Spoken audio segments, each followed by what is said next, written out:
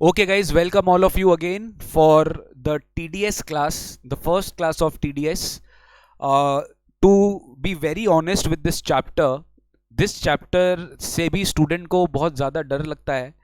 Tax deducted at source and trust me, इससे examination में 4 marks, I repeat 4 marks कम से कम TDS में से आता है. And another topic tax collected at source TCS, इससे भी 4 to 2 मार्क्स एग्जामिनेशन में आते हैं. तो 6 to 8 मार्क्स अगेन एग्जामिनेशन में इसका वेटेज है. एंड TDS एक ऐसा टॉपिक है जो लगभग सैलरीज जैसा है. जैसे सैलरी में भी you have to learn so many things, you have to learn the limits, you have to keep the provisions in mind. I I did not explain many, मतलब ज़्यादा डिटेल में मैंने आपको, एक होता है ना कि कंसेप्चुअल अंडरस्टैंडिंग नहीं है सैलरी में, वैसे TDS में भी बहुत ज़्यादा कंसेप्चुअल अंडरस्टैंडिंग नहीं है. थोड़ा बहुत है कुछ कुछ सेक्शंस में, but the main part where examination में टेस्ट होता है आपका वो है you have to learn the provisions. इसका कोई उपाय नहीं है, उसका उपाय यही है कि you have to remember the section, you have to remember the provisions which I am going to tell you today, and that will be very much exam oriented, और वो एग्जाम ओरिएंटेड ही आपको चलना है. ये जो मैथ से मैं TDS and TCS class आज का लूंगा, this is basically the chart which is uploaded bye institute of chartered accountants of India in its website. ये वेबसाइट में रेडिली अवेलेबल ICAI के वेबसाइट में, और उसी वेबसाइट से उसी चार्ट से मैं आज आपको ये तुरंत एक बार बता रहा हूँ. तो आपको खाली ये क्या ध्यान रखना है कि जो एडवांस टैक्स TDS और ये TCS जो है, ये अपने को ये समझना है गाइस कि advance tax sorry TDS and TCS आप नहीं कर रहे, एडवांस टैक्स आज नहीं करेंगे, अपने एडवांस अपने नेक्स्ट क्लास में करेंगे. तो TDS एंड TCS में मैं आपको एक लॉजिक बता देता हूं, एंड वो लॉजिक ही हर समय पूरे के क्लास में एप्लीकेबल होगा. And you need to focus on this topic. Why? Because you can not miss this topic. मैं इस टॉपिक को आपको इतने अच्छे से समझा दूंगा दैट आप कहीं से भी समझ लो, कहीं से भी कर लो, प्रोविजंस बिल्कुल सेम है. You just have to see the format of the table and you just need to concentrate on what kind of questions examination will ask. Examination में जनरली आपको क्या दिया रहता है, आपको 4 या 5 ट्रांजैक्शन दे देगा, and then you will be asked whether TDS is deductible और not. Then you have to think what section में ये TDS का सेक्शन है, एंड उसमें क्या TDS के प्रोविजंस लग रहे हैं कि नहीं लग रहे हैं, and hence then you will derive your answer whether TDS is applicable और not, whether TDS is deducted और नॉट. तो to start with what is TDS, tax deducted at source. यानी जब आप किसी को, अच्छा इसमें कुछ कुछ सिचुएशन बेस्ड कुछ कुछ लोगों को मैं आपको इंट्रोड्यूस कराता हूं. एक होते हैं deductor, one person is known as deductor, और उसको पेयर भी बोलते हैं. क्या बोलते हैं? पेयर, मतलब जो पे कर रहा है, यानी डिडक्टर. एक होते हैं डिडक्टी, एक होते हैं डिडक्टी, मतलब जिसको आप पे कर रहे हो उनको हम बोलते हैं पेई. तो पेयर इज द डिडक्टर, पे इज द डिडक्टी, मतलब जिसको आप पे कर रहे हो वो है डिडक्टी, जो पे कर रहा है वो है deductor. So I am the deductor, सामने वाला डिडक्टी. मतलब अगर मैं आपको पे कर रहा हूं तो मेरा नाम है डिडक्टर, आपका नाम है डिडक्टी. इनकम कौन कमा रहा है? आप कमा रहे हो कि मैं कमा रहा हूं? आप कमा रहे हो बिकॉज मैं आपको पे कर रहा हूं, you are receiving. But sir TDS, tax deducted at source, यानी मैं जब आपको पे कर रहा हूं उस समय ही मैं एक टैक्स काट लूं जिसका नाम है TDS, एंड मैं गवर्नमेंट को डिपॉजिट कर दूं. अगर आपको याद होगा इन PGBP sections 40A, I repeat 40AI and 40AIA, ये 2 सेक्शन हम लोग ने पढ़ा था, जहां पे मैंने आपको TDS के चैप्टर के साथ लिंक कराया था, और मैंने आपको बोला था कि वहां पे TDS एक बहुत लिंकेज चैप्टर है. You need to know that TDS is deductible or not deductible. अगर मैं आपको पे कर रहा हूं कुछ इनकम, तो उस प्रोविजंस में, इनकम टैक्स लॉ में, there has to be a provision that on this income TDS will be deducted. I repeat, on this income TDS will be deducted. अब ये जो TDS डिडक्ट होता है, ये एक सेक्शन के अंदर में डिडक्ट होता है, ठीक है. अब ये इनकम तो आपका, टैक्स आपका, अब इसी की वजह से आपको क्या मिलता है? आप कौन हो? डिडक्टी. तो when you are filing your return at the time of your return of income assessment year, then you claim the TDS credit, the TDS which I have deducted on your income, you claim the credit finally. मतलब आप उसका credit अगले साल लेते हो, but income मैंने आज ही आपके टैक्स में, आज ही टैक्स मैंने आपके इनकम से काट लिया. तो मुझे 40A के अंदर डिसअलाउ कब होता है? जब मैं आपको पेमेंट किया और मैंने TDS डिडक्ट डिपॉजिट नहीं किया, तो मेरे को डिसअलाउ हो जाएगा. क्यों? क्योंकि लायबिलिटी मेरी है, liability is on the deductor, liability is not on the deductee, liability is on the deductor. So if I am paying you something on which TDS is not deducted, so in that case government is losing because of me, so government will not give me allowance, government will disallow that expenditure in my hands and my PGBP will income will become increased. तो मेरे को ये ध्यान रखना है कि deductor के हाथ में PGBP डिसअलाउ हो रहा है और TDS भी डिडक्टर को ही सोचना है, डिडक्टी को कुछ नहीं सोचना है. तो यहाँ इस सेक्शंस में गाइस, इस चैप्टर में दो पार्ट है TDS के. सबसे पहले you need to know whether TDS is deductible और नॉट डिडक्टेबल, क्या TDS कटेगा कि नहीं कटेगा. सेकंड होगा कंप्लायंस, कि TDS में कंप्लायंसेस क्या होता है. सारे कंप्लायंसेस किसे करने पड़ते हैं? डिडक्टर को करने पड़ते हैं, यानी जो पे कर रहा है उसे करना पड़ता है. जो पेमेंट कर रहा है, deductor who is paying you the amount, because ultimately income उसी समय राइज हो रहा है जब मैं पे कर रहा हूं. That is why this is known as tax deducted at source. तो टैक्स डिडक्टेड एट सोर्स में जब मैं आपको पे कर रहा हूं, when I am paying you, that time TDS liability will come, tax liability will come, and I have to deposit, deduct, first of all deduct and then I have to deposit within the due date. अब ये due date क्या है? मैं deposit करने के बाद आपको कोई सर्टिफिकेट इशू करता हूं, TDS certificate, I will file some TDS returns. तो बहुत सारे कंप्लायंसेस है जो मुझे करना पड़ता है after knowing this fact that TDS is deductible. तो दो पार्ट्स है इस चैप्टर के. तो फर्स्ट पार्ट मैं अभी करवा देता हूं कि TDS कब कब कटेगा, कब कब नहीं कटेगा. यही से एग्जामिनेशन में बहुत इंपॉर्टेंट क्वेश्चन आता है. अब पूरे के पूरे इस पोर्शन में कि TDS कब कटेगा कब नहीं कटेगा, आपको क्या क्या ध्यान रखना है. सबसे पहले section number. You need to know what is the section number, under which section TDS will be deducted और नॉट डिडक्टेड. किस सेक्शन में TDS कट रहा है, ठीक है. सेक्शन नंबर भैया हमसे मत पूछना एग्जाम में, या मत पूछना करना है कि नहीं करना है. अगर TDS का सेक्शन नंबर लर्न नहीं हुआ तो भैया कैसे लर्न कैसे करोगे. And it is so simple. मैं आपको दिलासा दिलाता हूं कि मैं एक एक सेक्शन आपको लर्न करवाऊंगा TDS का. I will make you learn all the TDS section numbers, provided you be with me, you do not disturb me in the chat box and you just connect me 1-to-1 as if you are doing the live class even on a day like that is Sunday. Next है nature of payment. Nature of payment मतलब कौन से income पे TDS deduct होगा, ठीक है. क्योंकि सारी इनकम्स पे तो TDS कटेगा नहीं, कुछ कुछ इनकम्स पे TDS डिडक्ट होगा. तो कौन से इनकम पे TDS डिडक्ट होगा? सैलरी पे डिडक्ट होगा, रेंट पे डिडक्ट होगा, ट्रांसफर ऑफ इमूल प्रॉपर्टी पे डिडक्ट होगा, कमीशन इनकम पे डिडक्ट होगा, लॉटरी टिकट्स कमीशन पे डिडक्ट होगा, या वार्ड इनकम पे डिडक्ट होगा, डायरेक्टर रेम्यूनरेशन पे डिडक्ट होगा. बहुत सारी इनकम्स है जिस पे डिडक्ट होगा.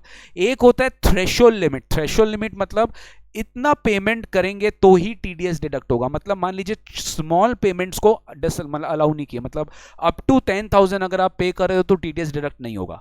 10,000 से ज्यादा पे कर रहे हो तो पूरा पे डिडक्ट होगा. मतलब इसमें कोई पार्टली एग्जेम्पशन पार्टली टैक्सेबल बोल के नहीं. It's a threshold limit. कि मान लीजिए मैंने अगर किसी को रेंट 2,40,000 पर एनम से ज्यादा दिया तो मेरे को रेंट पे TDS डिडक्ट करना पड़ेगा पूरा पे.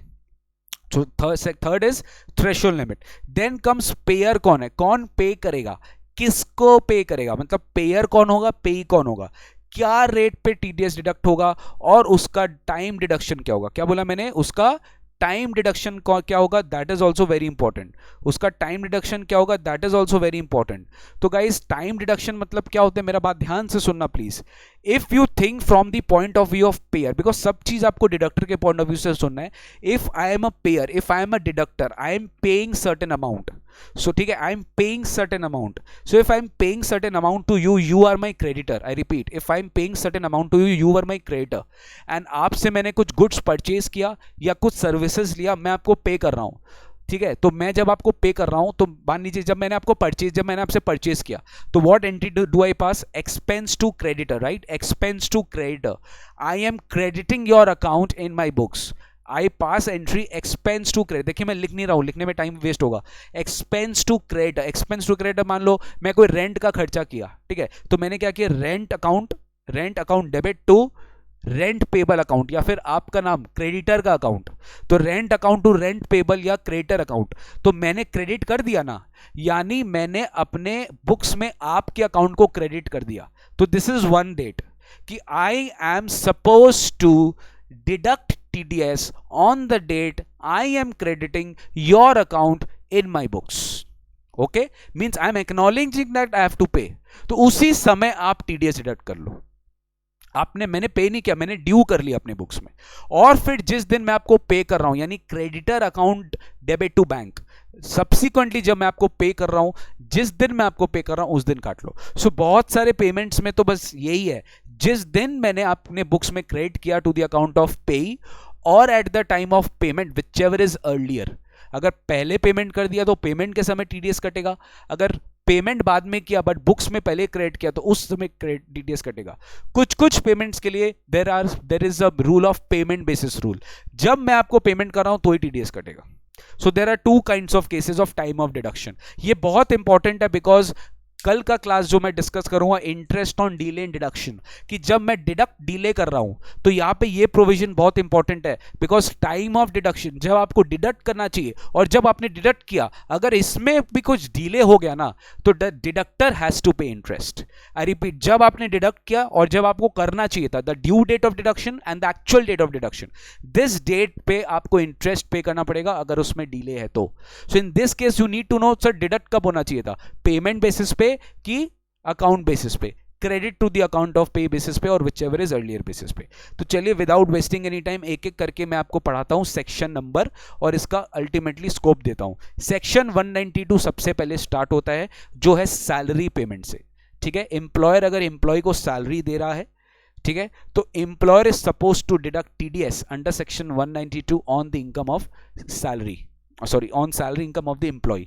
अब वो टीडीएस कैसे काटेगा सर, इसमें जो एम्प्लॉय का बेसिक एग्जिबिशन लिमिट होगा, अगर एम्प्लॉय 60 ईयर्स और मोर है तो 3 lakh, employee super senior citizen है तो 5 लाख, एम्प्लॉय नॉर्मल एज का तो 2.5 लाख। तो बेसिक एग्जिबिशन लिमिट से अगर उसका इनकम नीचे है जो एम्प्लॉयर पे कर रहा है, then he is not required to deduct TDS, else employer will liable to deduct TDS at the applicable rates. अभी आऊंगा मैं किस रेट्स पे टीडीएस कटेगा, इतना पहले समझो कि थ्रेशोल्ड लिमिट क्या है, 2.5 लाख या 3 लाख।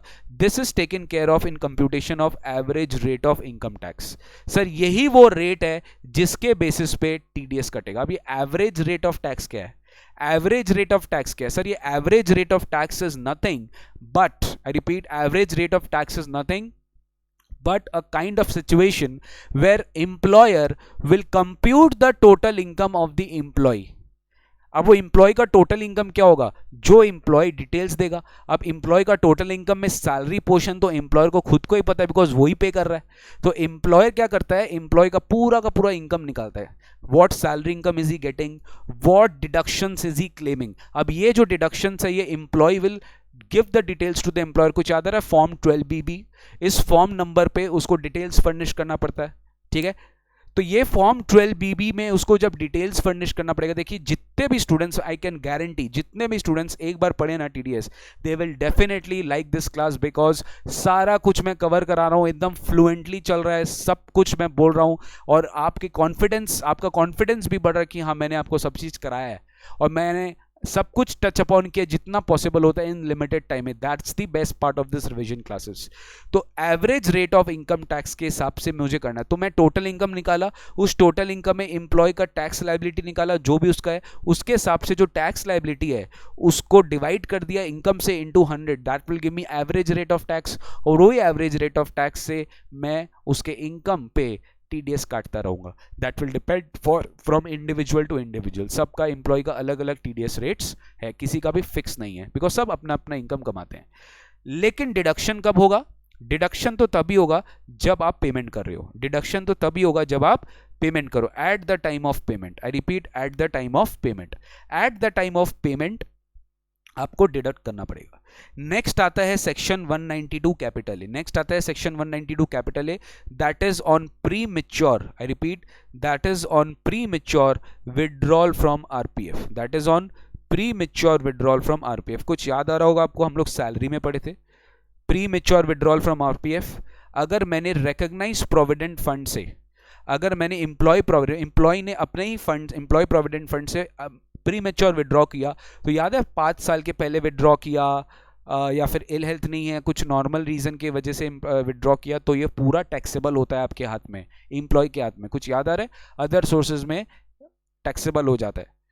ठीक है, तो pre mature withdrawal from employ provident fund है तो 50,000 तक, आई रिपीट लिमिट क्या है 50,000 तक अगर पेमेंट है, पेमेंट और aggregate payment is more than और इक्वल टू 50,000 या उससे ज़्यादा अगर मैंने विड्रॉ किया है तो इन दिस केस टीडीएस, देखिए ग्रेटर देन और इक्वल टू है, मतलब 50,000 भी अगर मैंने विड्रॉ किया है तो टीडीएस पूरा पे कटेगा।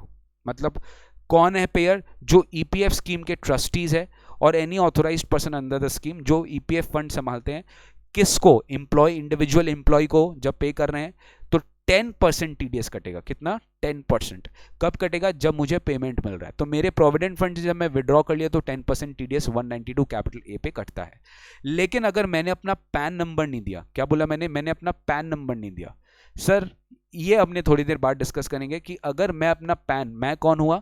एम्प्लॉय ने अगर अपना पैन डिस्क्लोज नहीं किया, किसको? एम्प्लॉयर को। आपको क्या ना अपना पैन बताना पड़ता है when TDS is liable to be deducted, so that employer जब आपका टीडीएस गवर्नमेंट को डिपॉजिट करेगा तो एम्प्लॉयर बता सके कि किसके अकाउंट में टीडीएस कटा है। तो आपका नाम तो इतना सारा नाम है, तो आपका पैन एक यूनिक नंबर है, तो you have to give your PAN number to the employer or to the trustee of the EPF so that he can intimate that to the government when he is filing his TDS return। तो जब वो TDS return file करेगा तो आपका pan अगर आप coat नहीं करेंगे, अगर आपको कुछ याद आ रहा है, पैन नहीं कोट करने से 206AA प्रोविजन एप्लीकेबल हो जाता है, ठीक है। एंड वहां पे 206AA अपने बाद में पढ़ेंगे कि वो क्या बोलता है। तो अगर मैंने पैन कोट नहीं किया तो इस सेक्शन में बोलता है TDS will be applicable at MMR, that is maximum marginal rate। अगर कोट नहीं किया तो, और अगर कोट कर दिया है, पता है, तो 10% TDS ही कटेगा। ये इतना रेलिवेंट नहीं है। नेक्स्ट आते हैं, very important, interest on securities 193। सो 192 क्या है? सैलरी। 192 क्या है? Premature withdrawal. 192 कैप 193 क्या है? Interest on securities. सिक्योरिटीज मतलब डिबेंचर्स, बॉन्ड्स, ये सब हो गया, यूनिट्स, ये सब हो गया, जो शेयर्स नहीं अदर देन सिक्योरिटीज, ठीक है। बेसिकली इंटरेस्ट इनकम पे टीडीएस कटता है। तो इंटरेस्ट इनकम पे अगर टीडीएस कट रहा है तो अगर आपको इंटरेस्ट मिल रहा है कंपनी से, तो कंपनी जब आपको इंटरेस्ट देगी तो आपका टीडीएस कटेगा। तो इसमें क्या लिमिट है? 2 लिमिट है, ध्यान से सुनना, 2 लिमिट है, 10,000 और 5,000। 10,000 और 5,000। तो 10,000 इन अ फाइनेंशियल ईयर, अगर 10,000 तक इंटरेस्ट दे रही है तो कोई टीडीएस नहीं है। 10,000 से ज्यादा एक फाइनेंशियल ईयर में एक होल्डर को दिया जा रहा है इंटरेस्ट, तो टीडीएस कटेगा। एंड वो कौन सा वो लिमिट कौन से बॉन्ड्स के लिए? Savings taxable bonds, 8% savings taxable bonds 2003 या 7.75 सेविंग्स टैक्सेबल बॉन्ड्स 2018। ये बॉन्ड स्कीम में ही मिल रहा है, बाद बाकी जो बॉन्ड्स है उस पर नहीं मिलेगा। यानी 10,000 का जो लिमिट है ये खाली इस स्पेशल बॉन्ड स्कीम में, taxable savings, this 8% savings bond scheme और 7.75% सेविंग्स बॉन्ड्स स्कीम 2018। तो 10,000 से ज्यादा है तो टीडीएस कटेगा, 10,000 तक टीडीएस नहीं कटेगा। और बाद बाकी केसेस में अगर एक इंटरेस्ट पे हो रहा है उस डिबेंचर्स पे जो एक company in which public are substantially interested, मतलब widely held company, I repeat, widely held company, closely held नहीं बोला। अगर एक widely held company debentures issue करती है और पे करती है एक रेसिडेंट इंडिविजुअल को बाय अकाउंट पे चेक से पे किया गया है, तो उस केस में 5,000 तक पे कोई टीडीएस नहीं है। 5,000 रुपया से ज़्यादा ही मैंने जब पेमेंट किया तो टीडीएस कट जाएगा। लेकिन वो 5,000 का लिमिट के लिए भी ये 2 कंडीशन इंपॉर्टेंट है कि कंपनी कौन है? Company in which public are substantial interested, debenture issue कर रही है, अकाउंट पे चेक से इंटरेस्ट पे कर रही है, रेसिडेंट इंडिविजुअल एचयूएफ को ही दे रही है। इन दिस केस 5,000 का लिमिट है, वरना बाकी केसेस पे कोई थ्रेशोल्ड लिमिट नहीं है। हमेशा इंटरेस्ट इनकम पे टीडीएस कटेगा, वो भी 10% पे कटेगा, ठीक है। याद रखना है मोस्ट ऑफ द सेक्शन जो IPCC I mean intermediate level के लिए एप्लीकेबल है वो रेसिडेंट पे पे एप्लीकेबल है। क्या बोला मैंने? रेसिडेंट पे पे एप्लीकेबल है, मतलब जो पेयर है वो कोई भी हो सकता है, बट पे कौन है? रेसिडेंट है। बिकॉज हम एक सेक्शन पढ़ेंगे गाइस, सेक्शन 195, वहां पे जो सेक्शन है ना वो पूरा का पूरा नॉन रेसिडेंट्स पे एप्लीकेबल होता है।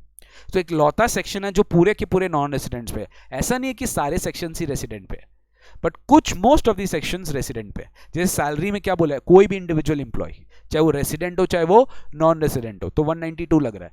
बट एनी रेसिडेंट है, यहाँ पे क्या बोला मैंने? Any resident. तो कोई भी इनकम अगर इंटरेस्ट ऑन सिक्योरिटी में किसी भी रेसिडेंट को पे हो रहा है तो 10% टीडीएस कटेगा। Same credit to the account of pay और at the time of payment, whichever is earlier. This you need to understand very very carefully. Okay अब सर इसमें एग्जेम्पशंस भी है कि 193 में टीडीएस कम नहीं कटेगा, तो जनरल एग्जेम्पशन याद रखना कि एलआईसी हुआ, जनरल इंश्योरेंस कंपनी हुआ, गवर्नमेंट सिक्योरिटीज हुआ, इस चीज़ों पे टीडीएस नहीं कटता है। आई रिपीट, एलआईसी हुआ, जनरल इंश्योरेंस कंपनी हुआ, गवर्नमेंट सिक्योरिटीज हुआ, इन सब इंस्ट्रूमेंट्स पे टीडीएस नहीं कटता है। देन नेक्स्ट है 194 capital A, that is interest other than interest on securities, interest other than interest on securities.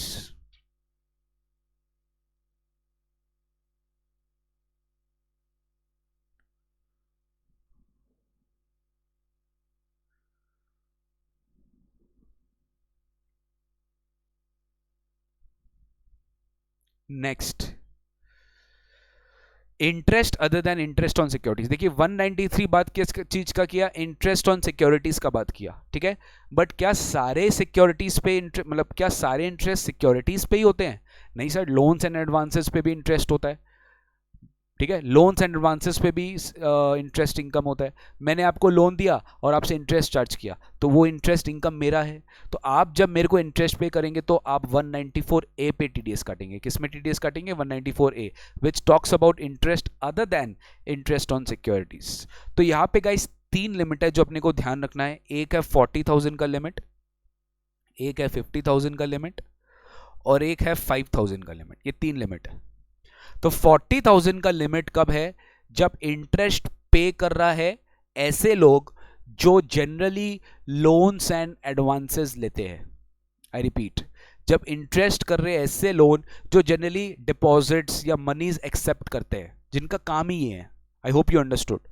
तो बैंक्स जो होते हैं, अगर बैंक्स आपको इंटरेस्ट पे कर रहे हैं, तो बैंक्स आपको इंटरेस्ट कब पे करते हैं? मान लो आपने कोई एफडी किया, कोई डिपॉजिट लिया, कोई बॉन्ड लिया, तो इन दिस केस आपने कोई रेकरिंग डिपॉजिट लिया, कोई भी अगर बैंक अगर आपको इंटरेस्ट पे कर रहा है इन अ फाइनेंशियल ईयर, तो आपको 40,000 का लिमिट मिलेगा। 40,000 तक अगर आपको इंटरेस्ट पे के फाइनेंशियल में, तो टीडीएस नहीं कटेगा।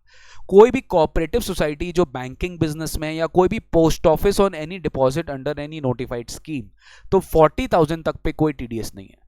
लेकिन वही अगर आप एक रेसिडेंट सीनियर सिटीजन होते ना, मान लो आप खुद एक रेसिडेंट सीनियर सिटीजन हो, 60 इयर्स और मोर है, और बैंक आपको पेमेंट करी इंटरेस्ट का, तो आपका पैसिव इनकम है। क्या है वो? पैसिव इनकम है। तो रेसिडेंट सीनियर सिटीजन के लिए ये लिमिट क्या है? 50,000।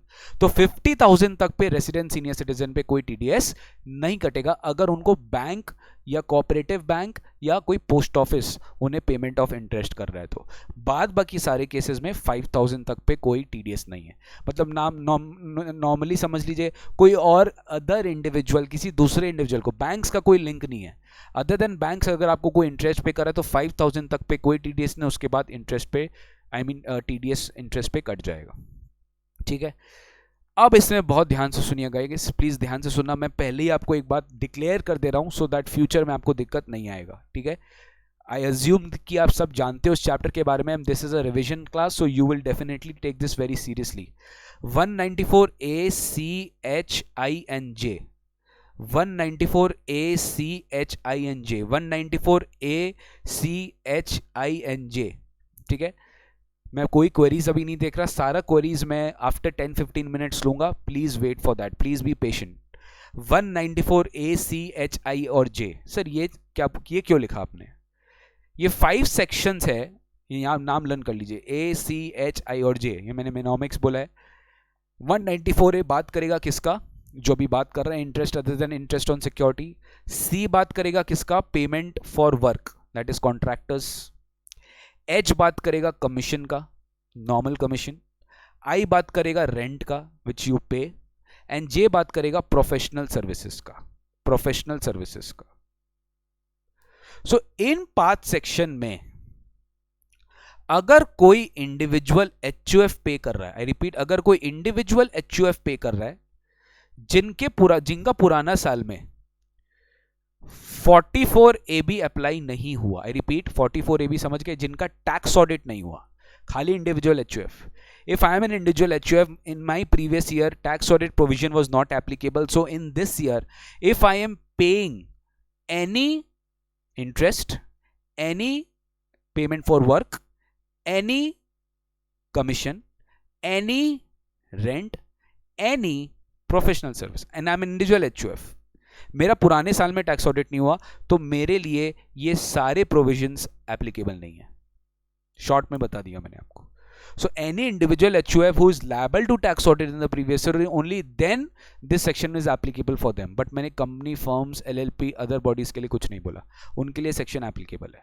बट अगर मेरी पुराने साल में टैक्स ऑडिट नहीं हो रही है तो मैं इस सेक्शन में TDS नहीं काटूंगा। अगर मैं किसी को पे कर रहा हूं तो मान लो मैंने अपने मॉम से लोन लिया, तो वो मुझे इंटरेस्ट पे कर रही है, सॉरी मैं उनको इंटरेस्ट पे कर रहा हूं, मेरा टैक्स ऑडिट नहीं होता है।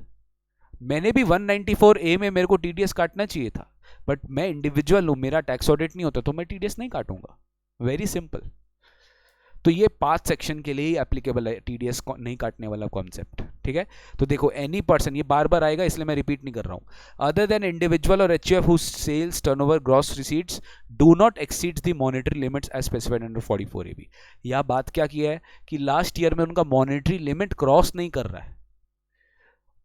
मॉनेटरी लिमिट 44AB में क्या था, टर्नओवर के लिए 1 करोड़, प्रोफेशन के लिए 50 lakhs, और जो PTS में आउट कर रहे हैं उनके लिए 2 करोड़। अगर उनका प्रीवियस ईयर में इतना टर्नओवर क्रॉस नहीं कर रहा है तो वो इस साल TDS नहीं काटेंगे। तो अदर देन इंडिविजुअल HUF बोले responsible for paying interest and securities again any other resident again 10%, और same time of payment is at the time of payment और time of credit to the account of payee whichever is earlier. तो ये हुआ हमारा 194A। Limits याद रखना बहुत जरूरी है दोस्त, ठीक है, उसको मत भूलना। अब मुझे एक बात बताइए, अगेन इसमें एग्जेम्पशंस का कुछ बात करूंगा। सर ये TDS का सेक्शन कब नहीं लगना चाहिए 194A? अगर आपने किसी बैंक को इंटरेस्ट दिया। अरे बॉस, बैंक को आप भी तो इंटरेस्ट दे सकते हो। बैंक से आपने बोरोइंग्स की, आपने बैंक को इंटरेस्ट दिया, तो क्या बैंक के इंटरेस्ट पे आप TDS काटोगे? अरे बैंक के लिए तो ऑपरेशनल रेवेन्यू है, आप कैसे TDS काट सकते हो? तो आप किसी भी बैंक को पेमेंट कर रहे हो, कोऑपरेटिव बैंक को पेमेंट कर रहे हो, फाइनेंशियल इंस्टीट्यूशन को पेमेंट कर रहे हो, कोई भी इंटरेस्ट का पेमेंट कर रहे हो, उसमें TDS मत काटना। मतलब आपको दिया रहेगा interest paid to UCO bank, to UCO bank. तो जब इंटरेस्ट यूको बैंक को पे कर रहे हैं तो TDS नहीं कटेगा। अब उल्टा सोचिए, यूको बैंक ने आपको इंटरेस्ट पे किया तो यूको बैंक आपके इनकम पे TDS काटेगा, लेकिन 40,000, क्योंकि UCO bank is a bank, तो आपके लिए 40,000 का लिमिट है। और अगर मेरी एज सीनियर सिटीजन है और मैं रेसिडेंट हूं, सर अगर मैं रेसिडेंट सीनियर, मैं रेसिडेंट नहीं हूं, मैं नॉन रेसिडेंट सीनियर सिटीजन हूं, तो 40,000 लगेगा। लेकिन अगर मैं रेसिडेंट सीनियर सिटीजन हूं तो मेरे लिए लिमिट 50,000 हो जाएगा, और अदर केसेस के लिए 5,000। नेक्स्ट है गाइस B और B भी बड़ा सिंपल है, लॉटरी। बी बात करेगा winning from lottery, crossword puzzles और एनी गेम्स, तो इनका दोनों का लिमिट फिक्स है। देखिए बी बात करेगा लॉटरी ये सब के लिए, और हॉर्स रेस के लिए बात करेगा बीबी। हॉर्स रेस से अगर मेरी विनिंग्स हो रही है तो गाइज मुझे जो इनकम आता है ना वो TDS कट के आता है। और अगेन मुझे कोई लॉटरी, क्रॉसवर्ड पजल, कोई गेम से अगर हो रहा है, बेटिंग से हो रहा है, तो मेरे को 10,000 तक पे TDS नहीं है। सेम 10,000 तक पे कोई TDS नहीं है, 10,000 से ज़्यादा है। दोनों का परसेंटेज तो पता ही होगा ना, टैक्स रेट ही तो TDS होगा। लेकिन गाइज यहाँ पे मैं आपको बताता हूँ, यहाँ पे सेस नहीं लगता, यहाँ पे सेस नहीं लगता। बट जब फाइनली आप टैक्स पे निकालते हो तो वहां पे तो आपको सेस ऐड करके निकालना पड़ता है। तो मैं आपको बताऊं, जो डिफरेंस पेबल आता है ना लास्ट में, बिकॉज आपके इनकम पे तो TDS कट गया। मान लो 1 करोड़ पे 1 करोड़ आप जीते, आपको कितना मिला? 70 लाख रुपया मिला, क्योंकि 30% कट गया। लेकिन ये 70 लाख आपका TDS है मान लो। अब मान लो this is the only source of income during this year और आपको कुछ नहीं मिला। जब आप 1 करोड़ का टैक्स लायबिलिटी निकालोगे, आप 1 करोड़ को इंटू क्या करोगे? 30%, उसके ऊपर 4% सेस भी तो आएगा। 30% का 4% करिए, कितना आ रहा है? 1.2। तो 31.2%, क्या बोला मैंने? आपको 1 करोड़ का 31.2 देना चाहिए था। तो ये जो अमाउंट आएगा इसमें आप 70 लाख माइनस करोगे, तो जो बैलेंस अमाउंट आता है वो पेबल होगा। तो आपका इन अ वे सेस वाला पार्ट है ना वो बच जाएगा, आपको वो पे करना पड़ जाएगा। क्योंकि जब TDS कटता है वो टैक्स रेट पे कटता है, वो सेस रेट पे नहीं कटता है। That's the preliminary TDS rate which is given in this law, ठीक है ना। तो winning from lottery, crossword puzzle, game 10,000, again same, ये किसी भी पर्सन पे TDS कटेगा। मतलब इसमें नॉन रेसिडेंट्स भी कवर्ड है, इसमें नॉन रेसिडेंट्स भी कवर्ड है, ये याद रखिएगा, कोई भी पर्सन हो। नेक्स्ट आते हैं गाइस, नेक्स्ट आते हैं पेमेंट टू कॉन्ट्रैक्टर्स। 194C एक बार देख लेते हैं, बहुत इंपॉर्टेंट है। Payment to contractors for work, ये वर्क बड़ा अजीब है। ये वर्क मतलब अगर मैं किसी भी कॉन्ट्रैक्टर को पेमेंट किया कोई काम के लिए, कोई वर्क के लिए, तो मुझे टीडीएस काटना पड़ेगा।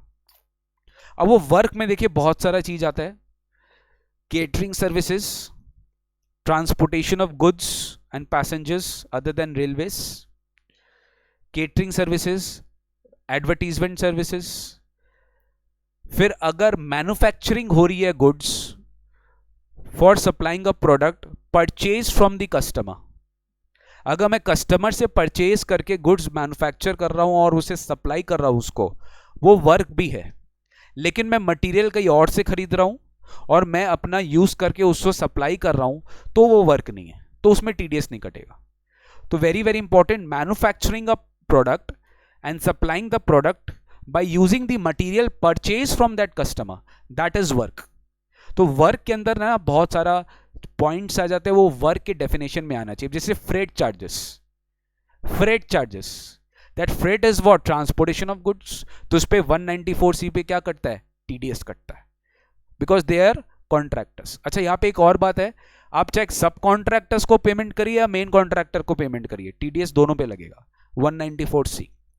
अब इसका अपने बात करते हैं लिमिट क्या है, तो बहुत सिंपल है, इंडिविजुअल मतलब सिंगल लिमिट है 30,000 तक। सिंगल लिमिट मतलब one contract means one single payment, 30,000 से ज्यादा नहीं होना चाहिए, टीडीएस नहीं कटेगा। 30,000 से ज्यादा हुआ टीडीएस कट गया।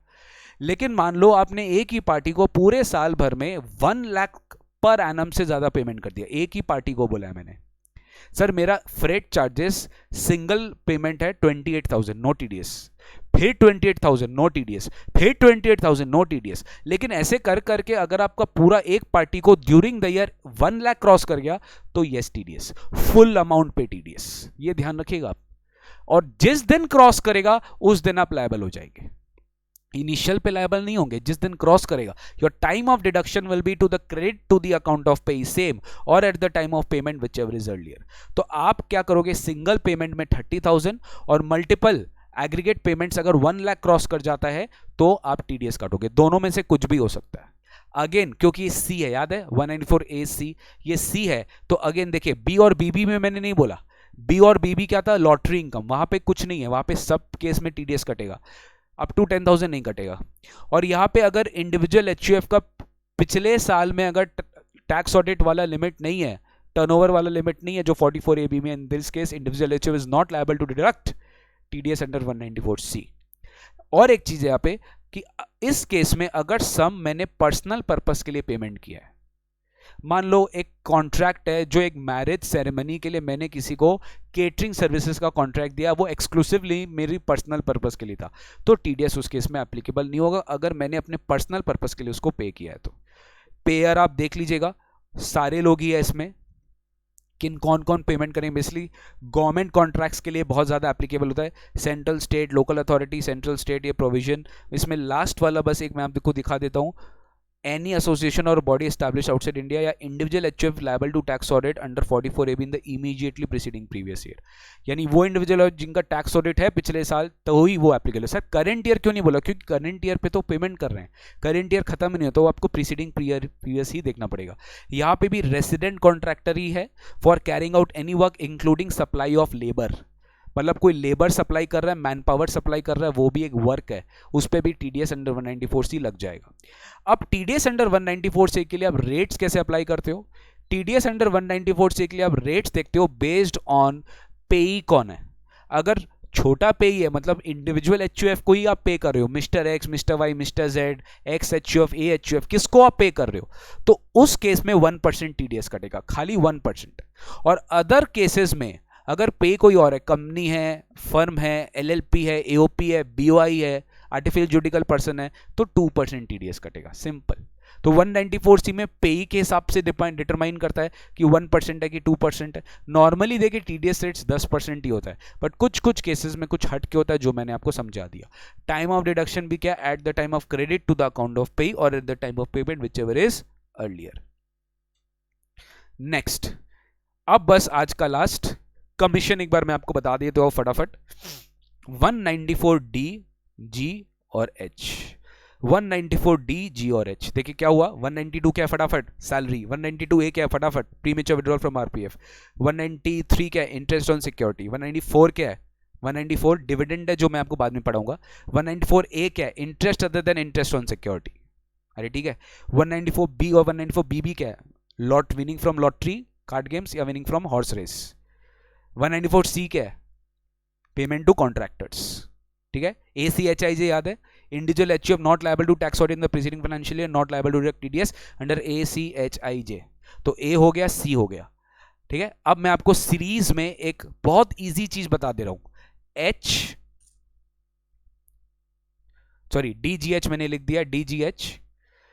डी बात करेगा इंश्योरेंस कमीशन के बारे में, जो इंश्योरेंस कंपनी अपने एजेंट को देते हैं। तो इंश्योरेंस एजेंट को जब इंश्योरेंस कमीशन मिल रहा है तो टीडीएस कट के मिलता है 194 डी में। वैसे कमीशन ऑन लॉटरी टिकट्स, अगर लॉटरी टिकट्स सेल करने पे आपको कमीशन इनकम मिल रहा है, आप लॉटरी टिकट्स बिकवा रहे हो, आप कमीशन इनकम कमा रहे हो, तो उस पे 194 जी पे टीडीएस कटता है जब आपको कमीशन इनकम मिलता है। सिमिलरली 194 एच बात करेगा जनरल इंश्योरेंस के लिए। किसके लिए, जनरल इंश्योरेंस के लिए। तो 194 डी, जी और एच तीनों का एक ही रेट है, तीनों का एक ही लिमिट है। आई रिपीट, तीनों का एक ही रेट है, तीनों का एक ही लिमिट है। सर रेट क्या है, 5%, तीनों में 5%, और लिमिट क्या है 15,000। Up to 15,000 no TDS, more than 50,000 yes TDS, finished. So insurance commission में अगर मेरा 15,000 से ज्यादा का अमाउंट है तो मेरे को टीडीएस काटना पड़ेगा, यस, 5% सेम। ठीक है। अरे समझ में आ रहा है क्या, ठीक है सर। नीचे भी एक बार मैं आपको दिखा देता हूं, देख लो। लॉटरी टिकट्स की कमीशन है, लॉटरी टिकट्स की कमीशन है 15,000 से ज्यादा है 5% टीडीएस, सेम चीज है, सेम चीज है।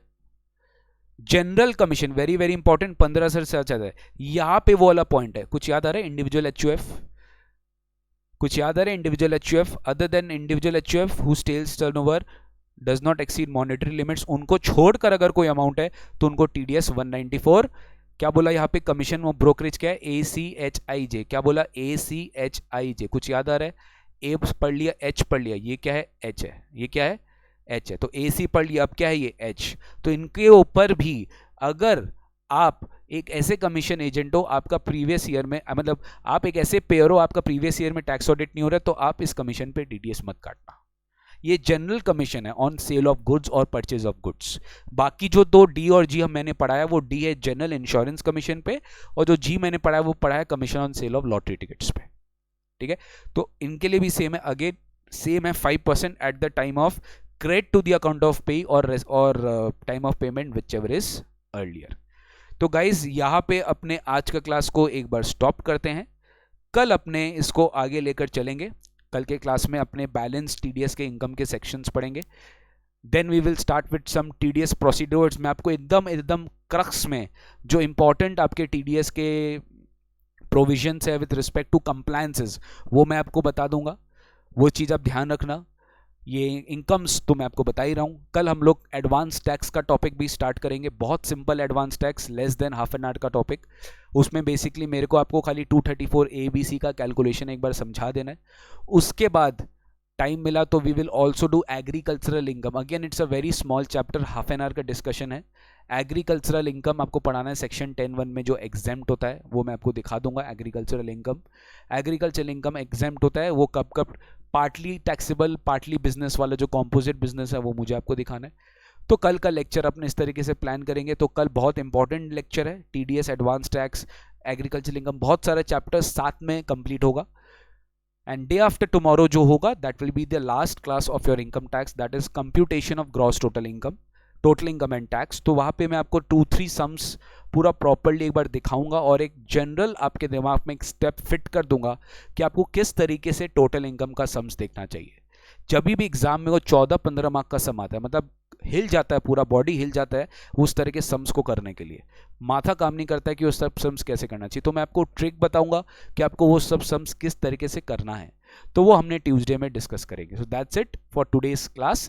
Thank you so much for being part of today's class. मज़ा आया होगा. I hope I have given my best और आई होप आप ये क्लासेस में इंजॉय कर रहे हैं. ये इंपॉर्टेंट टॉपिक्स भी है और बस इसी तरीके से गाइज आगे भी बस क्लासेस करते रहिए. I am sure you are going to do wonderful in your examinations. Thank you so much for being part of today's class.